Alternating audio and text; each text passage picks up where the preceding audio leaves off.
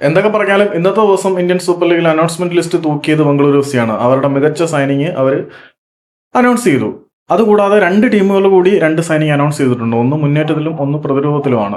Punjab F C Patrick Gerard എന്ന് പറയുന്ന ഒരു കാമറൂണിയൻ സെന്റർ ബാക്കിന്റെ സൈനിങ് ആണ് അനൗൺസ് ചെയ്തത്. ഈ ഒരു കാമറൂണിയൻ സെന്റർ ബാക്ക് അവരുടെ പ്രതിരോധത്തിന് കുറച്ച് കരുത്ത് നൽകുമെന്നൊക്കെയാണ് പഞ്ചാബിന്റെ ആരാധകരൊക്കെ വിശ്വസിക്കുന്നത്. അങ്ങനെ തന്നെ ആയിരിക്കും നടക്കുന്നത്. ആളിന് അത്യാവശ്യം നല്ല എക്സ്പീരിയൻസും കാര്യങ്ങളും ഉണ്ട്. പിന്നെ ഇന്ത്യൻ സൂപ്പർ ലീഗിൽ കാലെടുത്ത് കുത്തിയ സീസണിൽ തന്റെ പ്രൊട്ടേറ്റിംഗ് ആറ്റിറ്റ്യൂഡ് കാഴ്ചവെച്ച് കിഡിലൻ കൊല്ലകൊല്ലി സ്ട്രൈക്കർ ജോർദൻ വിൽമർ ഗില്ലിനെ Mumbai City F C sign ചെയ്തിട്ടുണ്ട്.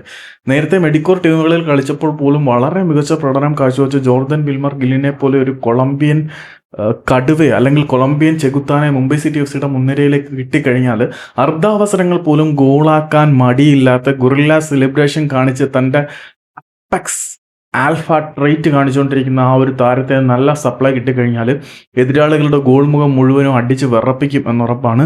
ആ ജോർദൻ വിൽമർ ഗില്ലിൻ്റെ സൈനിങ് മുംബൈ സിറ്റി എഫ് സിയും അനൗൺസ് ചെയ്തു. ഇനി ബ്ലാസ്റ്റേഴ്സിൻ്റെ ഐറ്റം വരാനിരിക്കുന്നതേ ഉള്ളൂ.